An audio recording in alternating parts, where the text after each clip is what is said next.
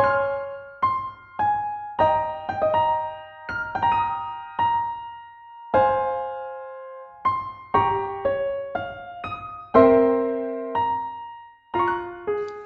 Alex.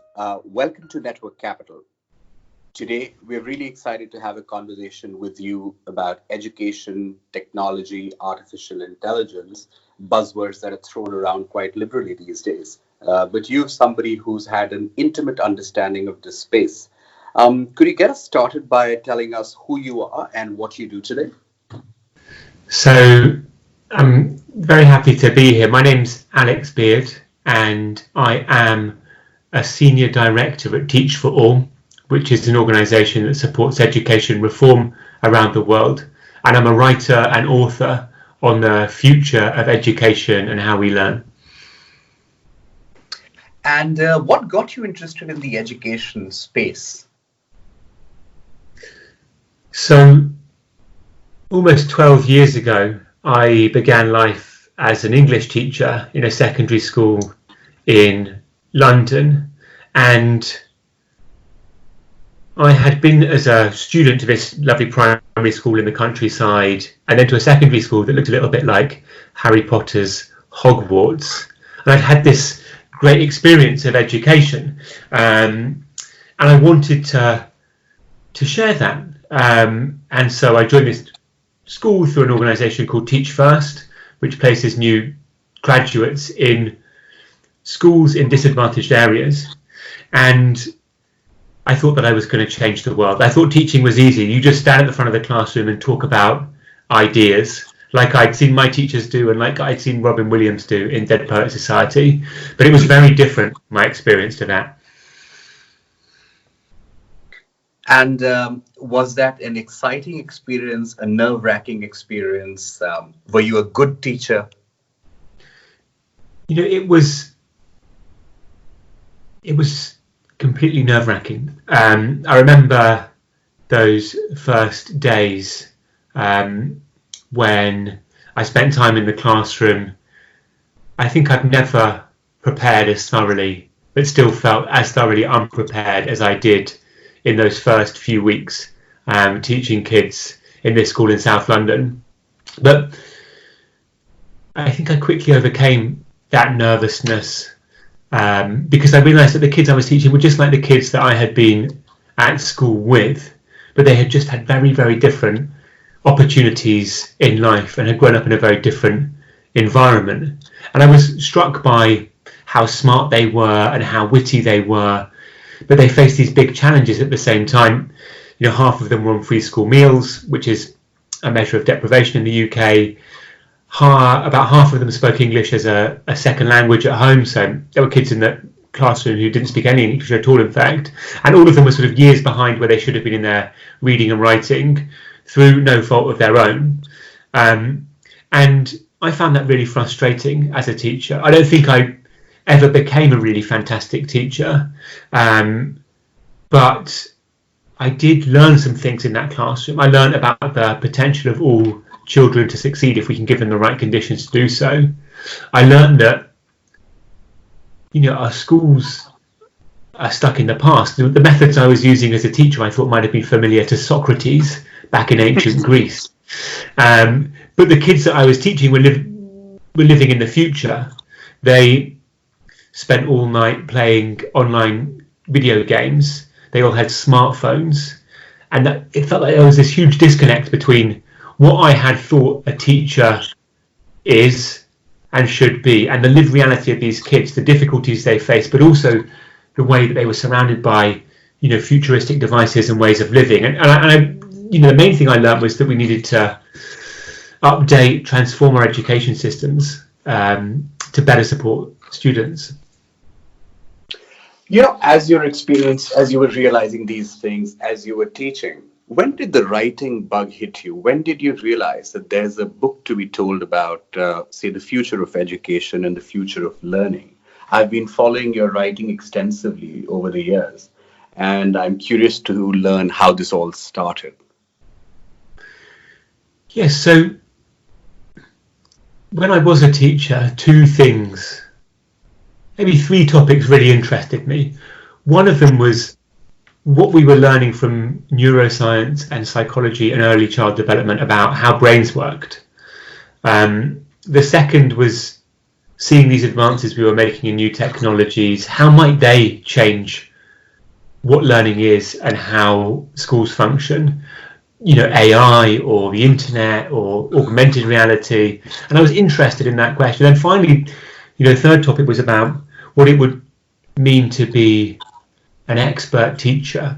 If we reimagine teaching as a complex craft rather than this thing that you're born to do or not born to do. And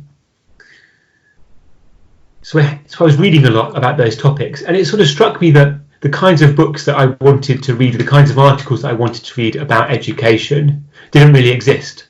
There were these rich literatures in things like psychology or behavioral economics or medicine, these fantastic authors who are writing these books for a general audience and writing articles for a general audience about the ideas that guided their professions, about how we live, about who we are.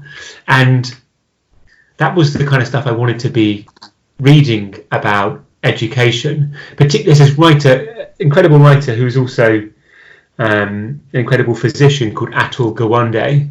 And he writes. I adore his writing. Yeah, he's brilliant, isn't he? Those books, the Checklist Manifesto, Better, Being Mortal.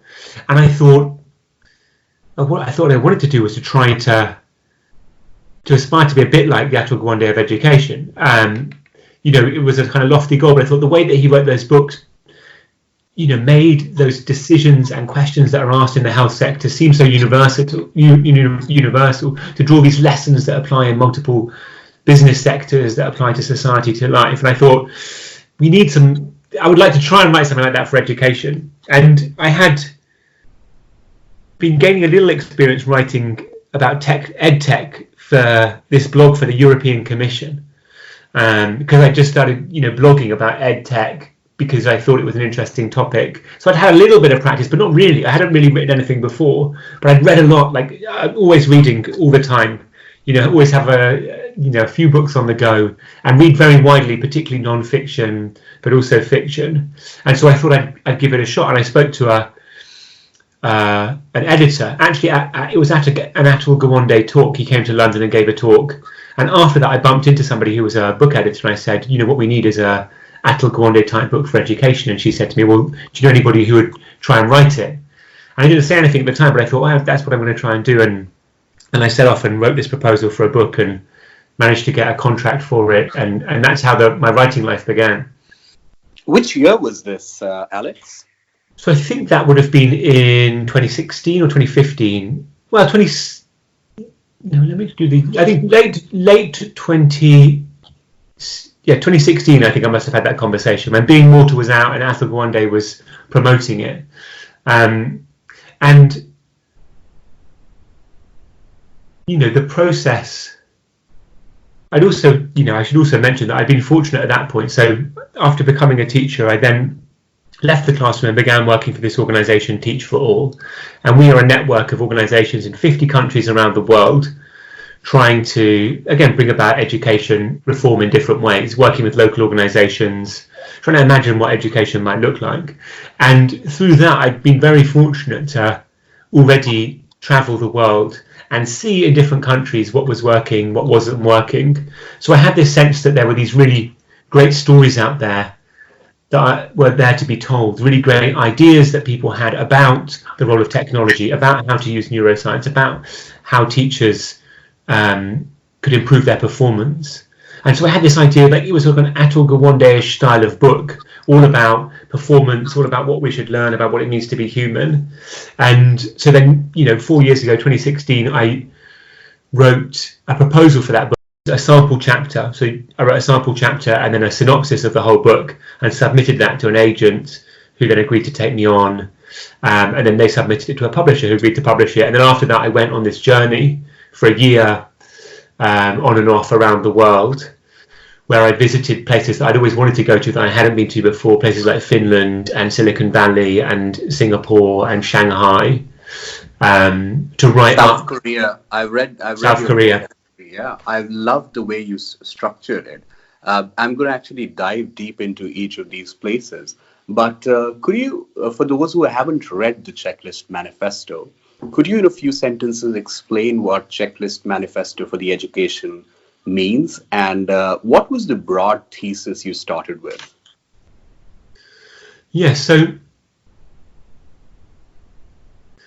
the Checklist Manifesto by Atul Gawande is this amazing book which talks about how in any complex activity or profession you can reduce complexity and improve performance by turning particularly complex tasks into a checklist of or a protocol of things that you must always do in those scenarios.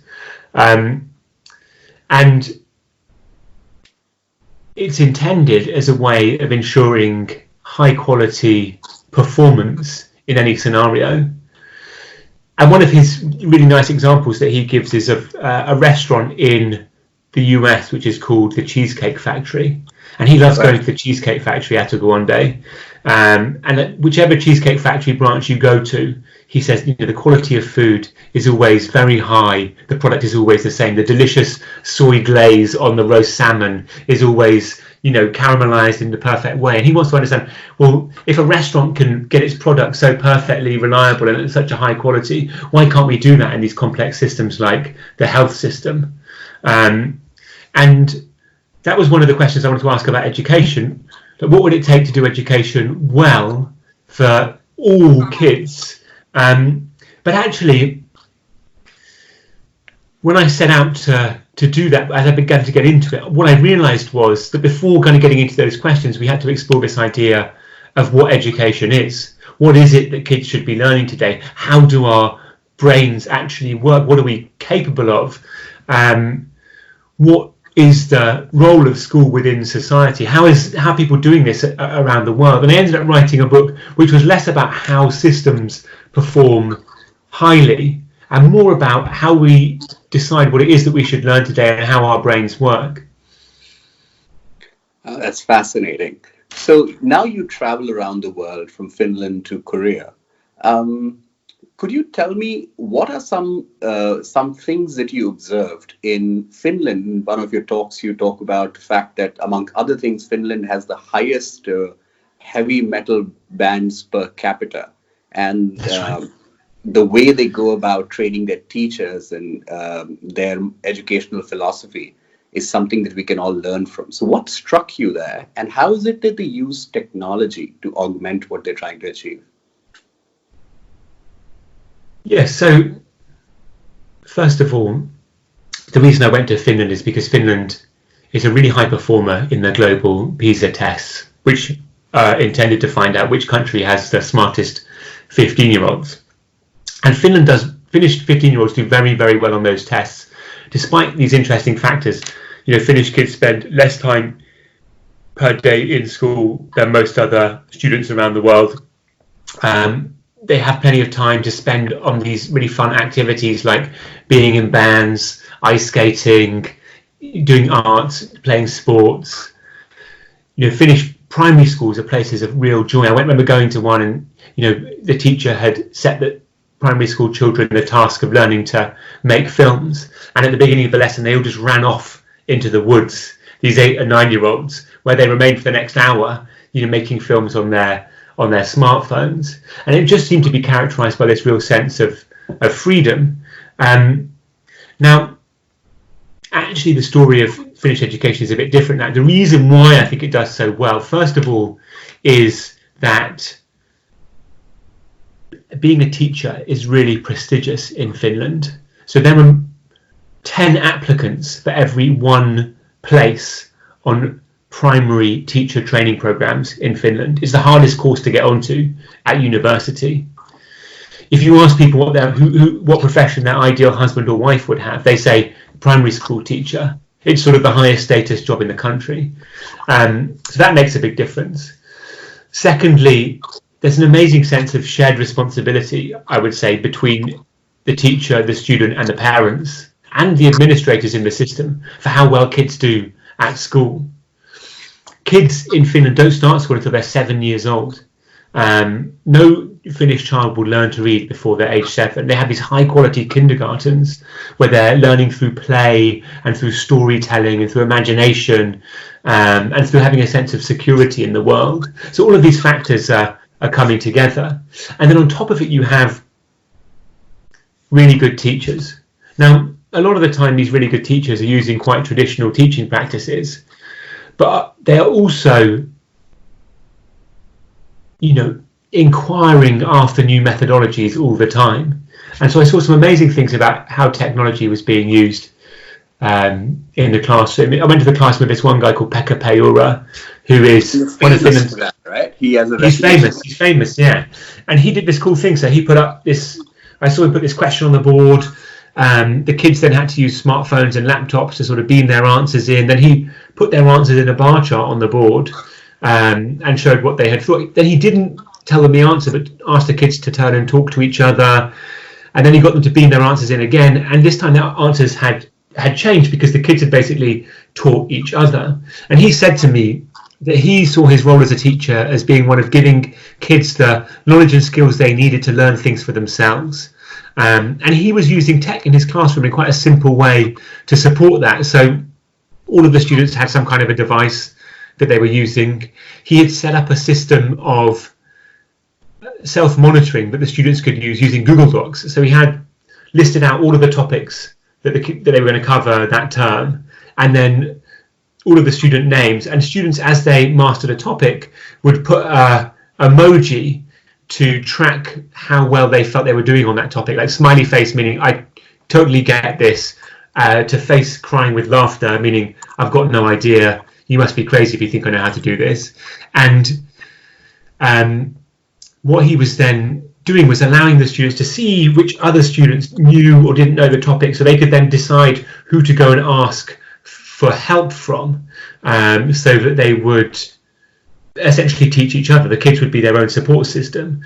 And he also gave all of the students online resources at the beginning of the term so they could access the learning materials, the tests. He even gave them the answers to the tests, so they sort of work at their own pace. So he was using very simple tech, Google Docs, Google spreadsheets, simple polls, and those were augmenting his ability as a teacher to enable the students to learn from him, but also to learn from each other and learn for themselves. So develop those skills of lifelong learning that are so important. Wow, that does sound fascinating. Seems like they're taking an ecosystem approach and in a fun way, using technology to really augment some of their traditional methods. Clearly, that's right. Speak for themselves. Now let's move our attention to China. That's one country that's really embracing technology, artificial intelligence to train their next cadre of computer scientists, and learning it all. What did you observe in China that you thought was going well, and is it that the entire country is single-mindedly focused on training future computer scientists? Is it one-dimensional, multi-dimensional? Talk to us about what your initial thoughts were on China. Yeah, so in China I went to a couple of places. I went to a primary school where I saw the famous Shanghai maths mastery happening, and there I went into a classroom of 7-year-old students.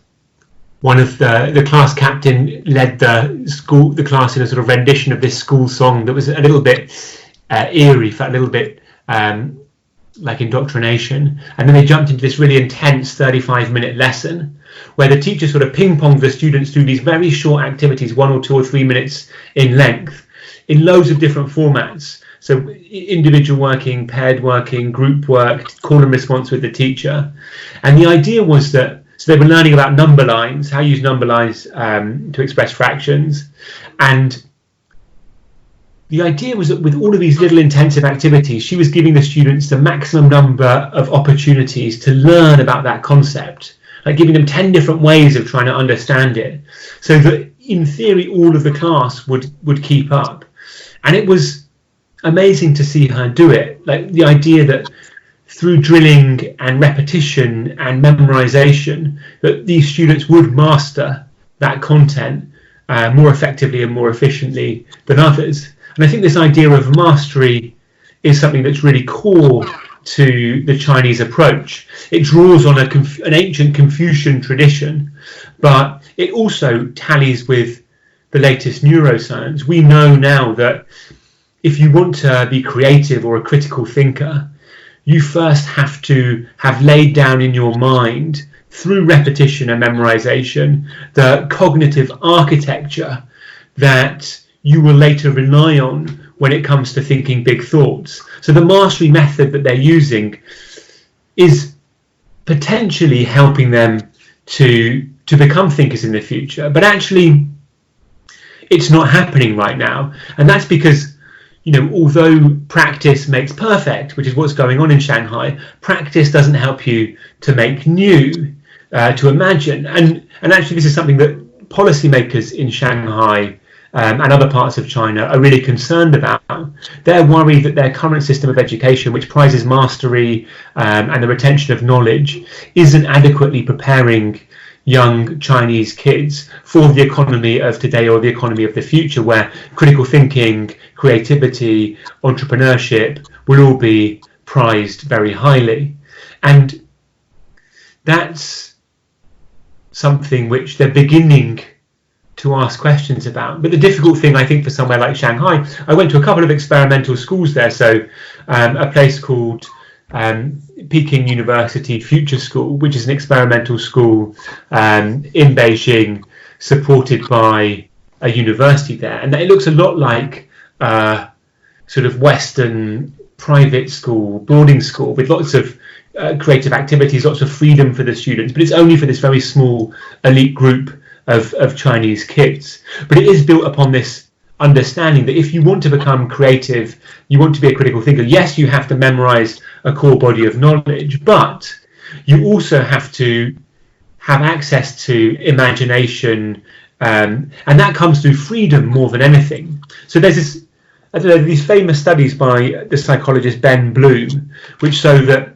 he studied these 120 creative geniuses in fields like from everything from sculpture to mathematics to swimming.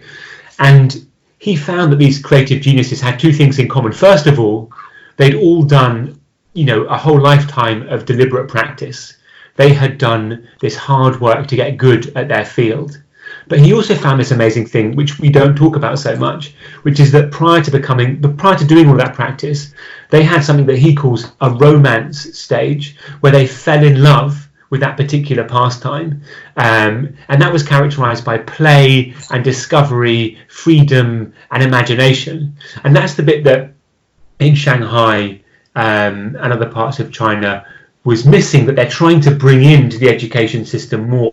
To have creative thinkers, you can't just be memorizing and drilling, you also have to be thinking anew, combining ideas, working with others. So that wasn't there. So it was interesting. I mean, the other thing about that system, which I think is worth saying, is that because it's currently so focused on repetition, memorization, and the preparation for these exams that Chinese kids take at the end of their education, the Zongkao and Gaokao, that they've created an education system where it's easier than other countries to automate the role of the teacher as somebody who gives knowledge to learners towards this very particular kind of exam that's taken in the end. And so they're sort of making themselves ripe for the automation of certain aspects of the teaching and learning process. And a whole bunch of AI companies, some are using facial recognition, some are using personalized learning. And are they winning the AI education race when you compare them with their peers around the world? Well, it's so interesting. The AI education race is all about the quantity and quality of the data that you can get your hands on. So, the big promise of AI in education is that if you can closely and accurately monitor the progress of a student, what that student knows and is able to do, maybe by looking at what they know based on the answers they give to test questions, then you can begin to predict what those students should learn next. Where are the gaps in their knowledge? What content should be served to those students? They learn the next best thing.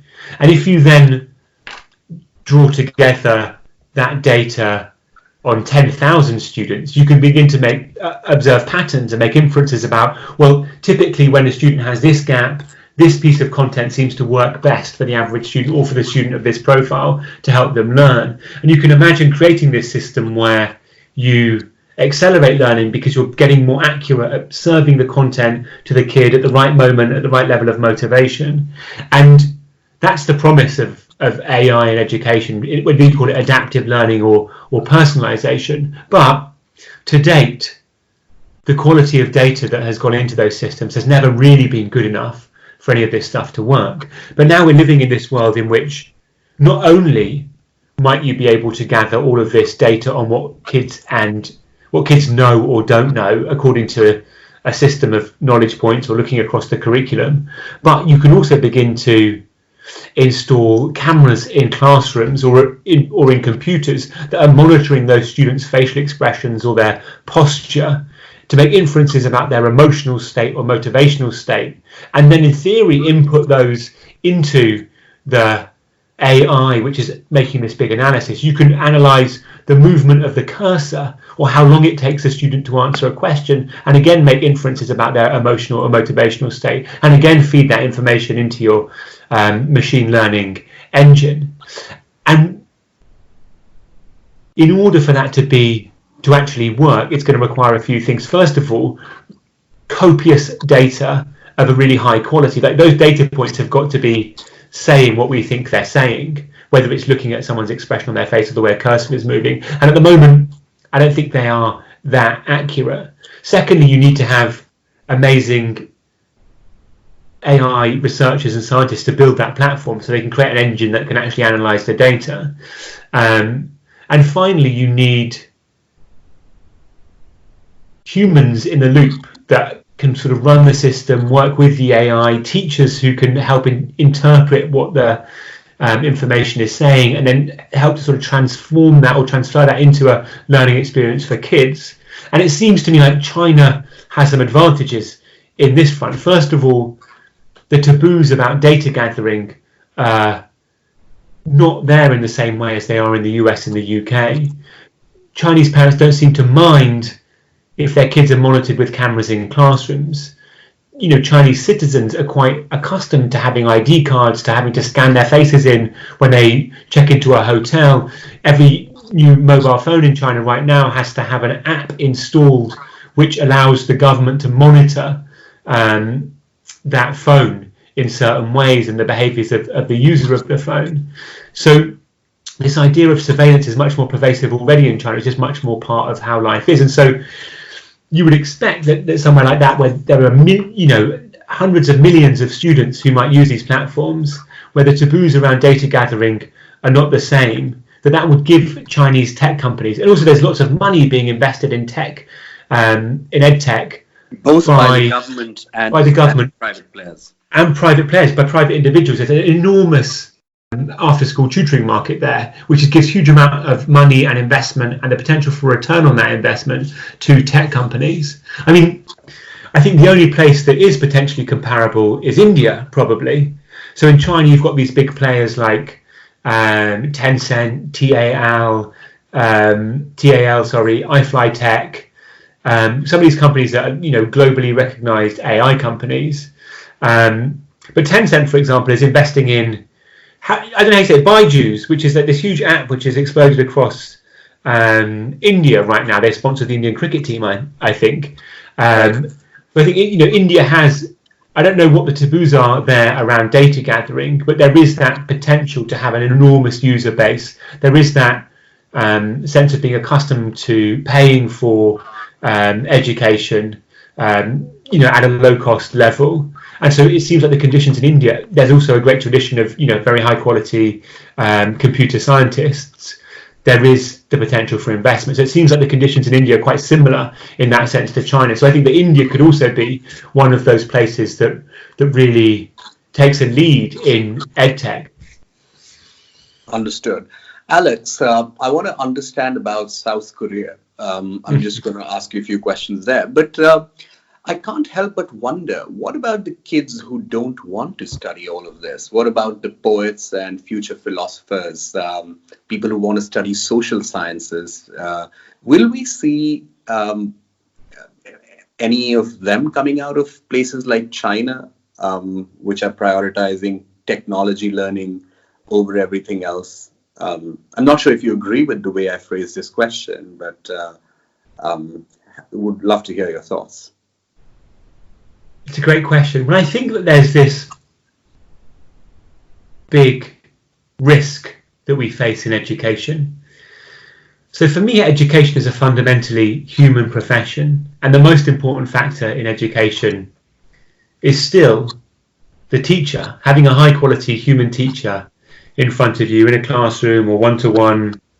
That is the best way of receiving an education. In that setting, kids will learn more than they do otherwise. But having a high quality teacher in front of every class in the world or every class in the country has proven to be a very, very difficult thing to achieve. So I think there are these two possible futures. In one future, we elevate the status of teachers. We make it actually our most important human profession. We put teachers on a pedestal. We make it the most attractive profession to become. And then the teacher is the one who is deciding how to use the latest AI tools in their own classroom. They're deciding how to incorporate the latest neuroscience. They understand group psychology and are coaching the kids to achieve great things. They're teaching their students how technologies work, what an algorithm is, how they govern our lives. But the teacher is the person who is in charge, and the technology is a tool for the teachers and students to achieve their own purposes. That's my hopeful future for the role of technology in education. But there's this other future which I could see developing, where we're able to create a relatively low-cost, online, mainly computer-driven education, where kids are at home guiding themselves through online tasks. They may occasionally check in with a teacher, but in general they're working through activities. The system is automatically correcting them, and the whole of education is automated. And I think in that future, the quality of that education will be lower. It will be a little narrower. It will be less human. It will be more focused on technical skills like mathematics or literacy, learning of facts. On the other hand, the human version of education led by teachers will be more suited to learning to imagine and to create and to collaborate and to connect to people around the world. And so we risk seeing this division, and the big risk is one of inequality. The first model, which develops our human potential, is more expensive because it requires people. The kind of low-cost tech model has the potential to be much cheaper and potentially better than some education that some people around the world are currently receiving. And price is always going to play a role there. So we have risking this future in which only the rich are able to access this education to become poets and artists. Already is somewhat the case, right? Whereas those with less resources will have this cut price, more regimented education. You know, perhaps on tech platforms with embedded advertising, where those kids are giving up their data in return for some free products. And I think that that's a scary future to think about. So I think it's not that China will have one way and Finland another. I think it's that within countries we risk seeing a growing divide. Yeah, that's a point really well taken. So now moving to South Korea, one thing that scares me about that market is its testing and how people prepare for examinations. Even in India and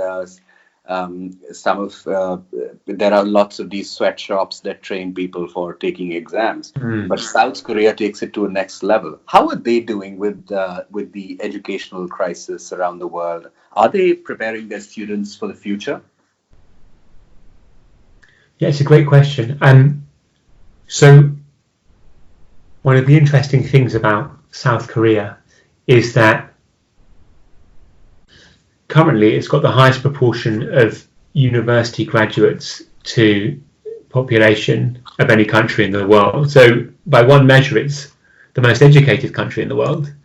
On the other hand, it's also got the highest proportion of robot workers to human workers of any country in the world.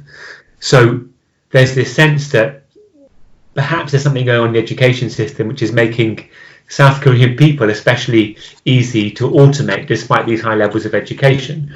And you can see it. So I went to South Korea on the day of this thing called the Sunyung, which is the big end of high school exam that's taken by hundreds of thousands of Korean teenagers each year. Happens on a single day across 8 hours.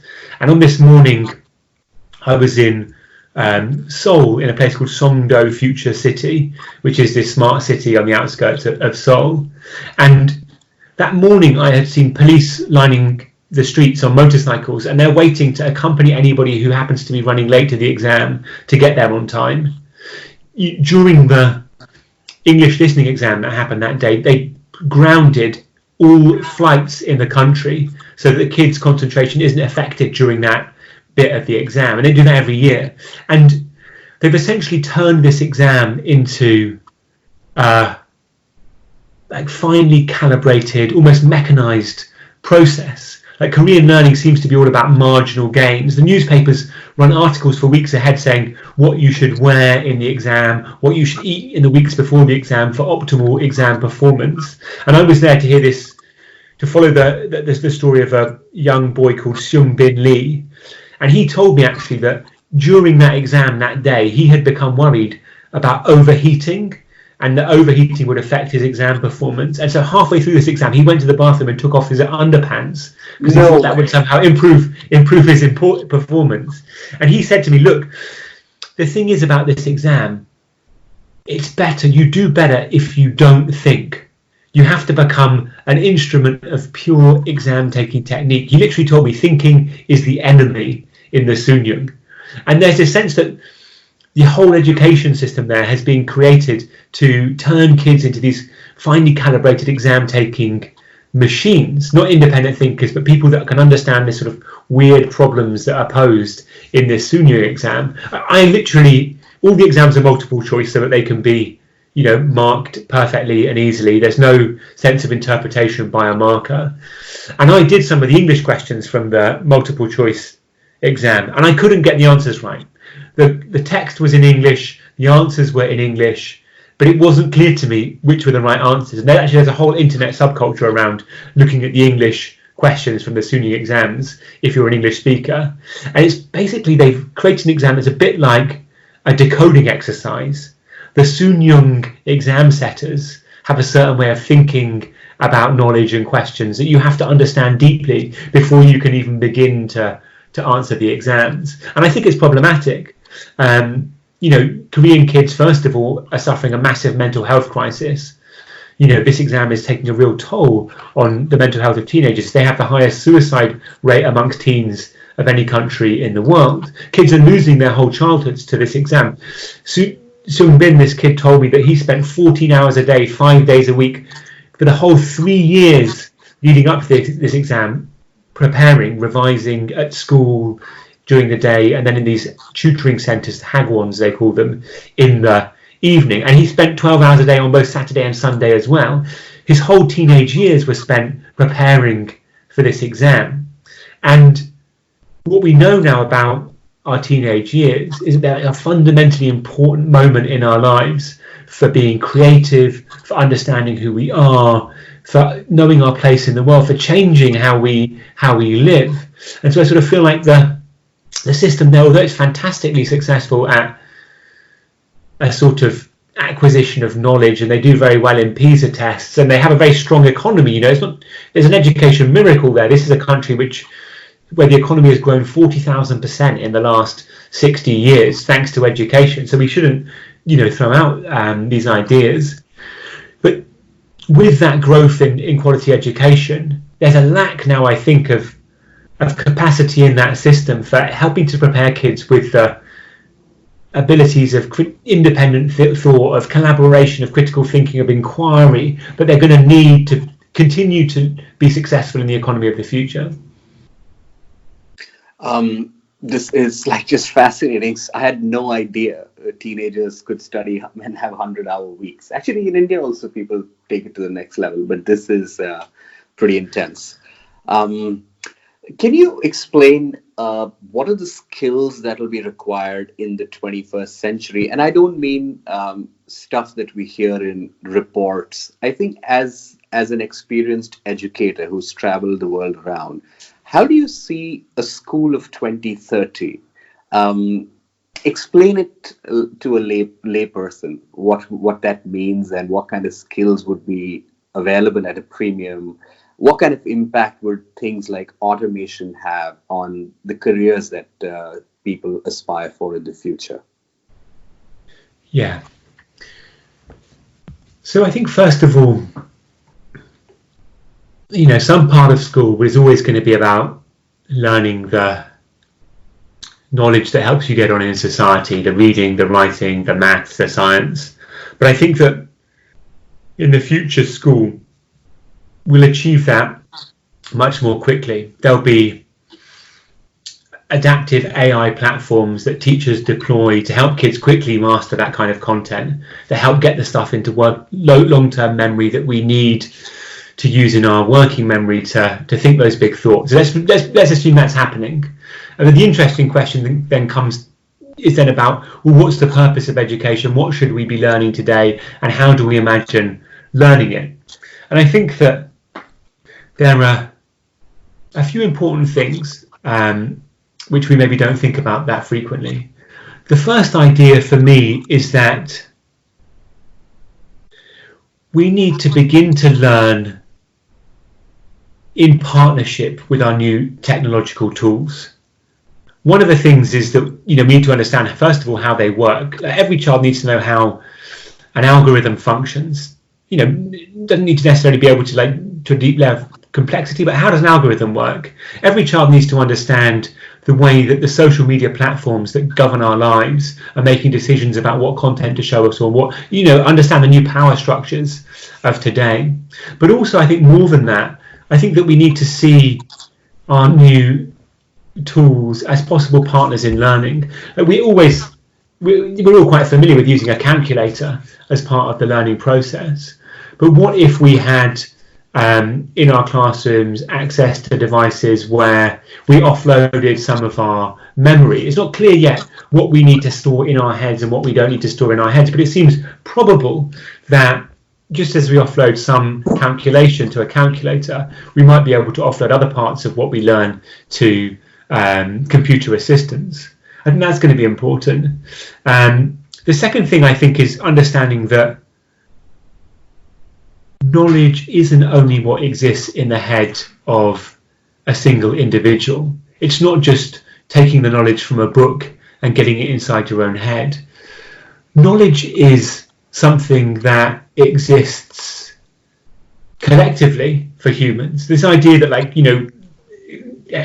education should be competitive, it's about one individual against the other, is completely wrong. We need to see education as a common project to increase the knowledge and ability of all of us together. And so within classrooms, I think that's going to mean a lot more learning to collaborate with others, learning to inquire, learning to probe what others think, more debate, more group discussions. And that's not because it's good to learn to collaborate, which of course it is. It's because that's how we need to understand how knowledge is constructed.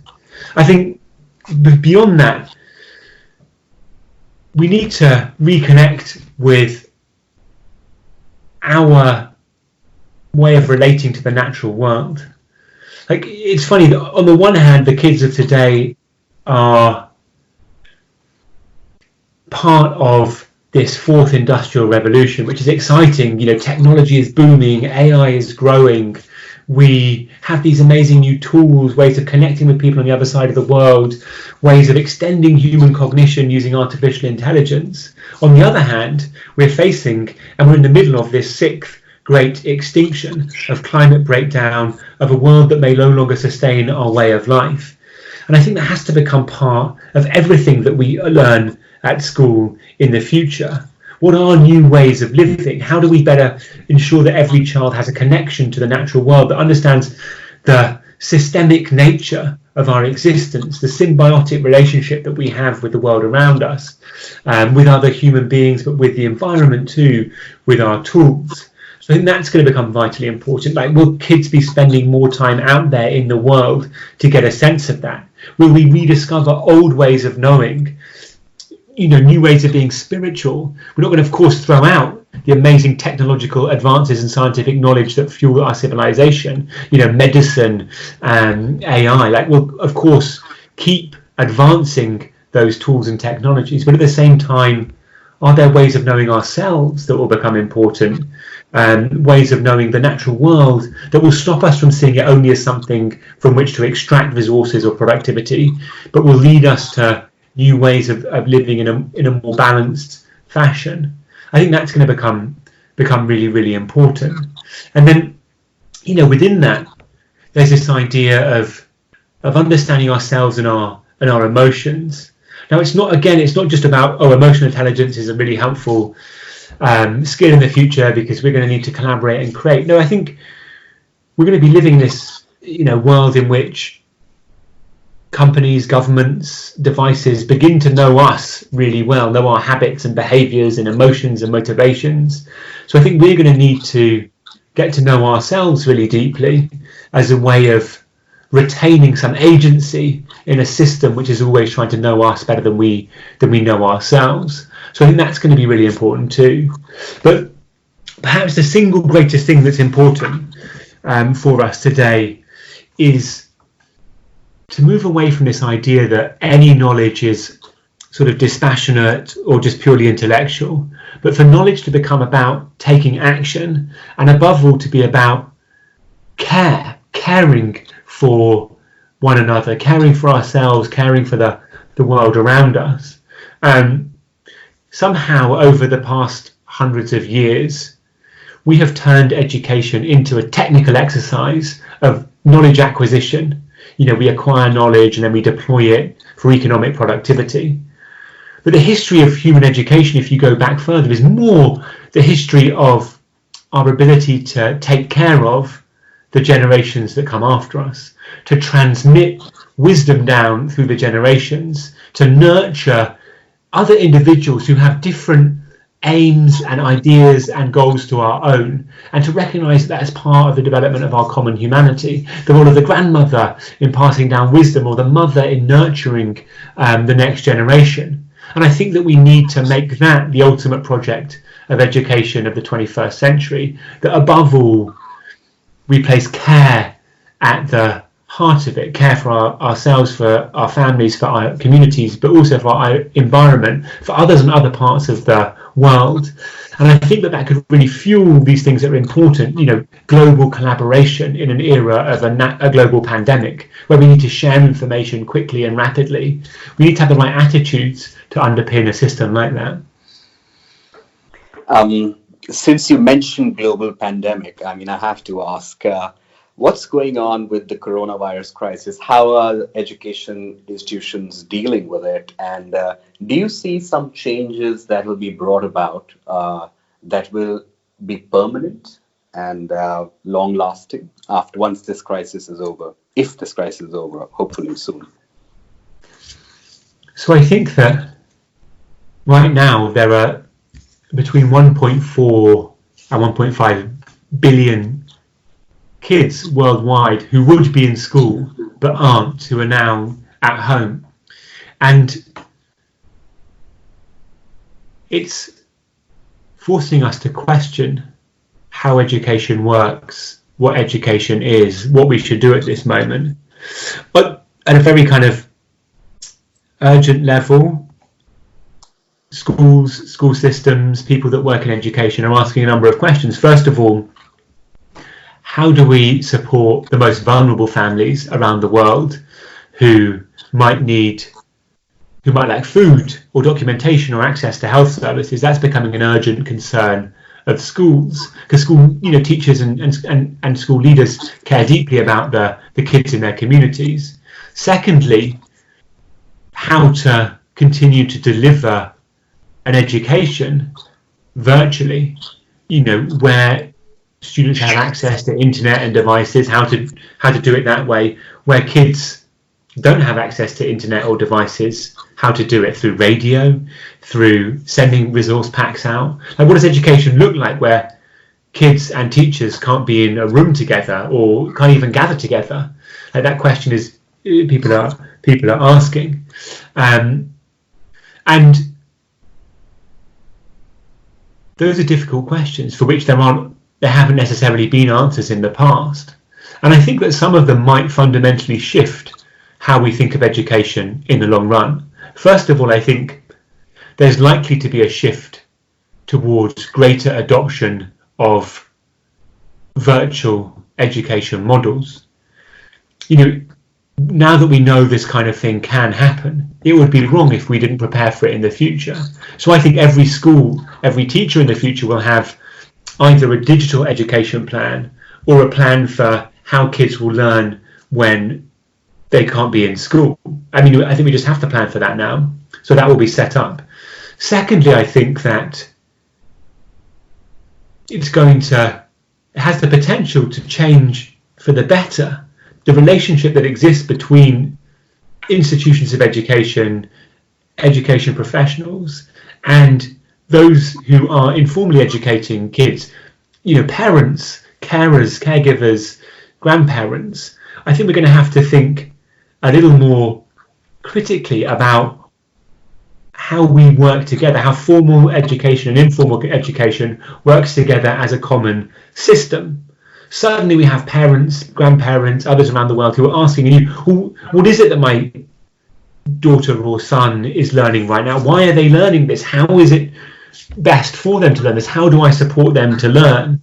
And these are questions that we've been implicitly asking, for the whole history of human civilization. But I think maybe we'll make them more explicit now, more explicit in the future. So we need plans. Schools will have to think about what role do they want parents to be playing in the education of kids? How can they support parents to support those students in their education? And I think that thirdly, we might see a change in what it is that feels important to learn.